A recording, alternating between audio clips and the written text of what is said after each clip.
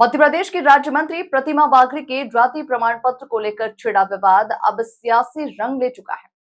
कांग्रेस की ओर से लगाए गए आरोपों के बीच मंत्री प्रतिमा बाघरी ने पहली बार खुलकर जवाब दिया।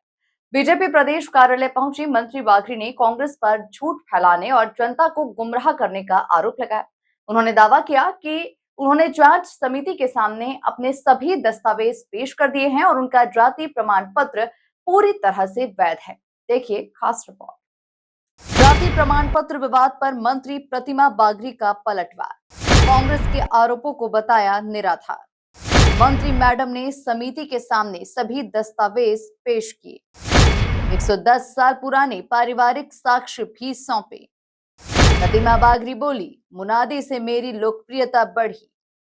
राज्य मंत्री प्रतिमा बाघरी ने अपने जाति प्रमाण पत्र को लेकर लगाए जा रहे आरोपों पर कांग्रेस को करारा जवाब दिया। बीजेपी प्रदेश कार्यालय पहुंची प्रतिमा बाघरी ने कहा कि कांग्रेस नेता प्रदीप अहिरवार के द्वारा लगाए गए सभी आरोप पूरी तरह से निराधार और राजनीति से प्रेरित है। उन्होंने कहा कि मामले की जांच कर रही समिति के समक्ष उन्होंने अपने सभी आवश्यक दस्तावेज प्रस्तुत कर दिए हैं। मंत्री बाघरी ने दावा किया कि उन्होंने सिर्फ मौजूदा दस्तावेज ही नहीं बल्कि अपने परिवार से जुड़े लगभग 110 साल पुराने ऐतिहासिक साक्ष्य भी समिति के समक्ष रखे हैं, जिससे उनकी सामाजिक पृष्ठभूमि और जाति संबंधी रिकॉर्ड स्पष्ट हो जाता है। उन्होंने कहा कि डुगडुगी पिटवाने से मेरी लोकप्रियता बढ़ी है। देखिए, कल बैठक थी। कल हमने समिति के समकक्ष सारे दस्तावेज रख दिए हैं और 110 साल पुराना तक अपना जो साक्ष्य है वो भी रखा है। और डुगडुगी पिटने से एक चीज पॉजिटिव हुई कि वहां पर लोगों को अब यह भी जागरूकता आई है और उसके बाद भी कोई व्यक्ति उस बात का कटाक्ष नहीं करने आया, तो ये समर्थन में ही चीजें हुई हैं और हमारा प्रचार प्रसार और बढ़ा।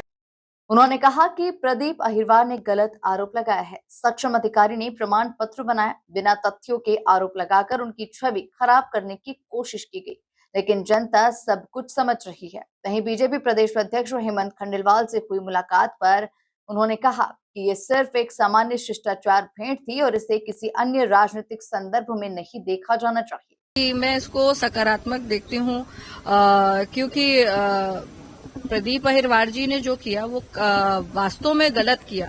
और जाति प्रमाण पत्र का जो है ये कहना, क्योंकि सक्षम अधिकारी जाति प्रमाण पत्र बनाता है, कोई ऐरा गैरा व्यक्ति नहीं बनाता है कि कोई भी व्यक्ति बनाकर जाति प्रमाण पत्र दे रहा है।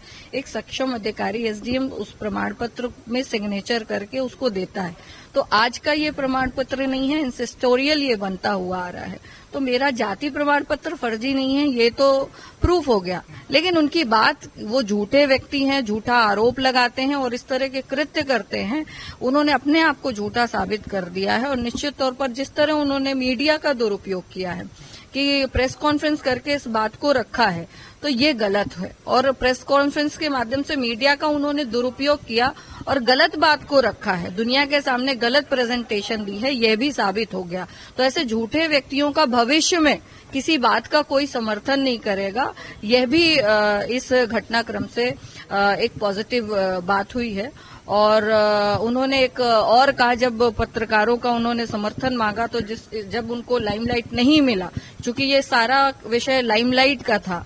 प्रदीप अहिरवार को जब तक ये विषय नहीं चल रहा था तो कोई नहीं जानता था, मैं स्वयं नहीं जानती थी कि कौन है ये व्यक्ति। लेकिन इन्होंने मेरा नाम लेकर के, क्योंकि बाघरी समाज तो बहुआयत में रहता है और सतना जिले में बहुत सारे अन्य जनप्रतिनिधि हैं, तो वास्तव में यदि उनको आपत्ति होती तो वो उनके ऊपर भी आपत्ति लगा सकते थे। लेकिन ये कुर्सी जो एससी की एक महिला को मिली हुई है वो उनसे डाइजेस्ट नहीं हो रहा है। इसलिए उन्होंने अपने आप को प्रतिष्ठित करने के लिए, अपने आप को प्रचारित करने के लिए यह काम किया है। उन्होंने एक मिनिस्टर पर एक तो फर्जी प्रमाण पत्र देने का आरोप लगाया, दूसरा फर्जी मंत्री कह के। तो इस जनता जनार्दन के निर्णय के बाद सर्वाधिक वोटों से मैं वहां से जीत के आई हूँ, ये जनता का निर्णय है। उन्होंने जनता के निर्णय के ऊपर आरोप लगाया है और उसके बाद संविधान की मैंने शपथ ली है, गवर्नर साहब ने मुझे शपथ दिलाई है, तो उस शपथ को भी कहीं ना कहीं उन्होंने झूठा, क्योंकि झूठी मंत्री कहना ये गलत किया है।